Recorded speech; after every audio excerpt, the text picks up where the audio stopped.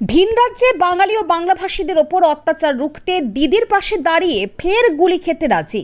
হুঁশিয়ারি 21-এ গুলিবিদ্ধ রাজারহাটের আজিজুলের।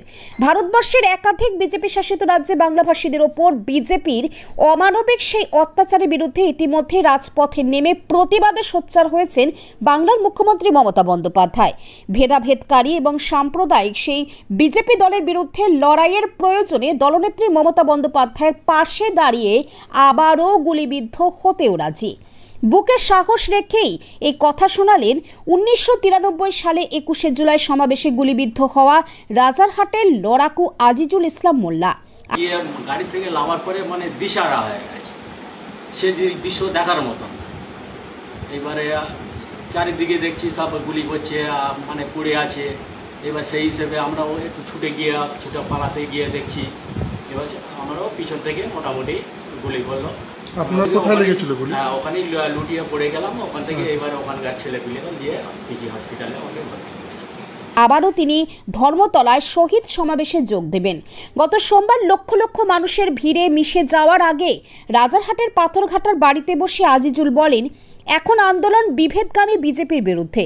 এই অশুভ শক্তি রুখতে দিদির পাশে দাঁড়িয়ে প্রয়োজনে শহীদ হতেও রাজি। বাংলার মুখ্যমন্ত্রী তথা যুব কংগ্রেসের তৎকালীন সভানেত্রী মমতা বন্দ্যোপাধ্যায়ের ডাকে 1993 সালের 21শে জুলাই মহাকরণ অভিযানে গিয়ে পুলিশের গুলিতে 13 জন কর্মী শহীদ হয়েছিলেন, অনেকেই জখম হন। সেদিন যারা গুলি ও লাঠির আঘাতে জখম হয়েছিলেন তাদের মধ্যে একজন রাজারহাটের আজিজুল ইসলাম মোল্লা। তখন তার বয়স ছিল 23 বছর। রাজারহাট ব্লকের পাথরঘাটা গ্রাম পঞ্চায়েতের ছাপনা গ্রামের বাসিন্দা আজিজুলের শরীর এখন 55 বছরের ভার, তবে তার ডান উরুতে এখনো গুলির ক্ষত স্পষ্ট। রৌদ্র বৃষ্টি এক ভেজা দুপুরে ঘরের বারান্দায় বসে স্মৃতি হাতড়ে আজিজুল বাবু বলছিলেন, তৎকালীন কংগ্রেসের সভানেত্রী দিদির ডাকে ধর্মতলার মেট্রো সিনেমা হলের কাছে পৌঁছাতেই পুলিশের লাঠিচার্জ, কাঁদানো গ্যাস ও মুহুর্মুহু গুলি বর্ষণের আওয়াজ পায়। গুলিবিদ্ধ হয়ে অনেককেই চোখের সামনে লুটিয়ে পড়তে দেখেছি। প্রাণ ভয়ে ছুটে পালিয়ে যাওয়ার আগেই আমার ডান পায়ের উরুতে একটি গুলি এসে লাগে, সংজ্ঞাহীন হয়ে লুটিয়ে পড়ি।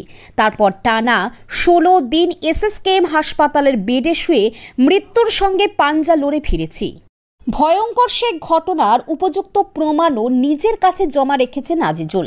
আলমারিতে তোলা SSKM হাসপাতালে চিকিৎসার নথি ও ডিসচার্জ সামারি, আর সযত্নের সঙ্গে রেখেছেন তৎকালীন সভানেত্রী মমতা বন্দ্যোপাধ্যায়ের স্বাক্ষরিত শুভেচ্ছাপত্র।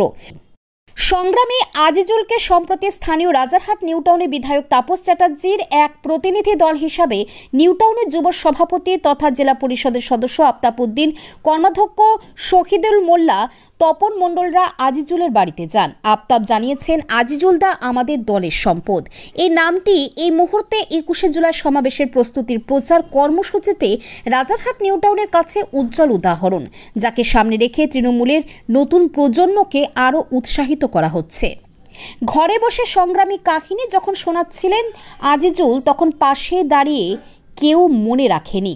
আক্ষেপের কথাও শোনালেন তার স্ত্রী রোকেয়া বিবি। তিনি বলছিলেন, স্বামী নিরাপত্তা রক্ষীর কাজ করতেন, কিন্তু কোমরের কাছে গুলির আঘাতে বেশিক্ষণ দাঁড়াতে পারেন না, ফলে কাজটাও হারিয়েছিলেন। প্রত্যুত্তরে তৃণমূলের প্রতিনিধি দলের সদস্যরা সরকারিভাবে নানান রকম সুযোগ সুবিধার আশ্বাস জুগিয়েছিলেন, তাতেও ঘোর আপত্তি তৃণমূলের যোদ্ধা আজিজুলের। আপনার কোথায় লেগেছিল গুলি? আপনি কি এবারও আবার যাবেন? 21শে জুলাই থাকবে, যাও। 21শে জুলাই আজিজুল ভাই নিজে গুলি খেয়েছে, সুতরাং গুলি খাওয়া একজন মানুষ ধর্মতলায় যাবে না, সেটা তো হয় না।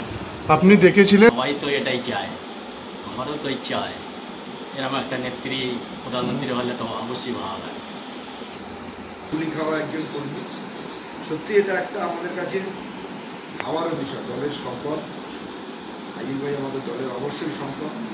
আমরা দীর্ঘ সময় ধরে দলের সঙ্গেই আছে। আগামী দিনে যাতে আজিজুল ভাইয়ের দলে একটা ভালো জায়গা পায়, সেই চেষ্টা আমরা অবশ্যই করবো। আমরা সবাই মিলে এটা আজিজুল ভাইকে নিয়ে আমরা একটু আলোচনায় বসবো। আমরা সেদিন দেখেছিলাম 13 জন তৎতাজা কংগ্রেসের কর্মী যারা গুলি খেয়ে মারা গেছিল। সেই 13 জন শহীদের স্মরণে প্রতিদিন প্রতি বছর আমাদের এই শহীদ দিবস হয়। রাজারহাট থেকে যারা আমরা গেছিলাম, রাজারহাটেরও অনেকে আহত হয়েছিল। সেদিন 2 জন গুলি খেয়েছিল। একজন খেয়েছিল গুনি মোহাম্মদ চাঁদ, এটা আমাদের সাথে আমরা একসঙ্গে ছিলাম। আমরা চাঁদ ভাইকে সাথে আমরা এগিয়ে ছিলাম।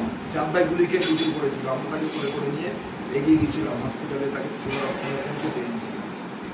পাথরঘাটা আমরা যার পাশে বসে আছি আজিজুল ভাই, সেও সেদিন একেবারে মরতে বেঁচে গেছিল। আল্লাহ বাঁচিয়েছে, তাই এখনো বেঁচে আছে। গুলি খেয়েছে,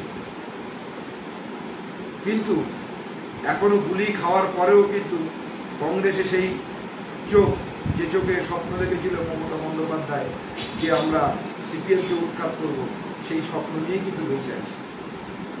নিজে গুলি খেয়েছে। মমতা বন্দ্যোপাধ্যায় তাকে সার্টিফিকেটটাও দিয়েছে। প্রদেশ কংগ্রেসের সভানেত্রী ছিল, যুব সভানেত্রী ছিল। এটা হচ্ছে তার মমতা বন্দ্যোপাধ্যায় ভালোবেসে একটা চিঠি আইয়ুল ভাইকে দিয়ে রেখেছিল সেদিন। সেই চিঠিটা আর হসপিটালে যে ভর্তি ছিল এসএসকেমে, সেটা ডিসচার্জ সার্টিফিকেট। আইয়ুল ভাই হচ্ছে আমাদের দলের সম্পদ। আইয়ুল ভাইকে আমরা কালকে আমাদের একটা 21শে জুলাইয়ের প্রস্তুতি সভা আছে, এই প্রস্তুতি সভায় আমরা আমন্ত্রণও জানাচ্ছি। আমাদের বিধায়ক তাপস চ্যাটার্জির সঙ্গে আমাদের কথা হয়েছে। আমরা এখান থেকে আমরা ইসলাম ভাই আমাদের পাথরঘাটা লস্করহাটিতে বাড়ি, সেদিন সেও গুরুতর আহত হয়েছিল, মারাও যেতে পারত। তো সেদিন সেই আহত হয়েছিল, তাকেও হসপিটালাইজড হতে হয়েছিল, তাকেও আমরা আমন্ত্রণ জানাবো।